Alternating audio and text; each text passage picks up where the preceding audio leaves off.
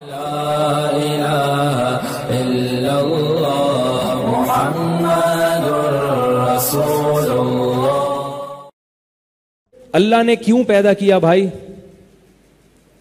میری مان کے چلو۔ اب جہاں اللہ کی مان کے چلنے میں یعنی اللہ دل جوڑنے میں اللہ خوش ہو رہا ہے تو دل جوڑنے کا کام کریں گے، جہاں دلوں کے توڑنے میں اللہ خوش ہو رہا ہے تو ہم اللہ کا دل نہیں توڑیں گے، مخلوق کا دل توڑ دیں گے، مخلوق کا توڑ دیں گے۔ اس سے بہت سارے مسائل حل ہو گئے، بہت سارے مسائل۔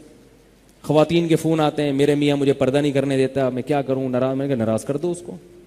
کیا خیال ہے بھائی؟ پردہ تو پہلے اللہ ہے، میاں بعد میں۔ کیا خیال ہے بھائی؟ ساس پردہ نہیں کرنے دینی، ساس ہے بھائی تو بھائی نہیں مانو ساس کی، پردہ کریں گے ہم۔ باقی وہ ایک الگ بات ہے کہ اس میں کتنی ہمت ہے، وہ ایک الگ چیز ہے۔ اصل یہی ہے کہ ہر جگہ دل رکھنے کی ہمیں آرڈر نہیں ہے۔ ہاں جہاں اللہ کا حکم نہ ٹوٹ رہا ہو وہاں دوسروں کا دل رکھنا یہ بہت بڑی عبادت ہے۔ اس میں مسلمانوں کو دوسری قوموں سے آگے ہونا چاہیے، کیونکہ نبی صلی اللہ علیہ وسلم کے اخلاق جب ہم پڑھتے ہیں تو اس میں آپ نے انسانیت کی کیا، جانوروں کی بھی رعایت کا حکم دیا۔ جانوروں کی بھی آپ نے فرمایا کہ جانور کو ذبح کرنے سے پہلے چھری تیز کرو، کیوں؟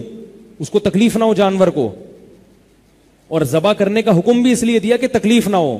غیر مسلم جن طریقوں سے جانوروں کو مارتے ہیں وہ بہت اذیت ناک ہیں، وہ ذبح کرنے میں رگیں کھلتی ہیں، خون نکل جاتا ہے، تڑپتا بہت ہے جانور مگر تکلیف کا احساس نہیں ہوتا۔ بلڈ نکل گیا تو وہ سن ہو گیا نا جسم، اس کو وہ تڑپ رہا ہے۔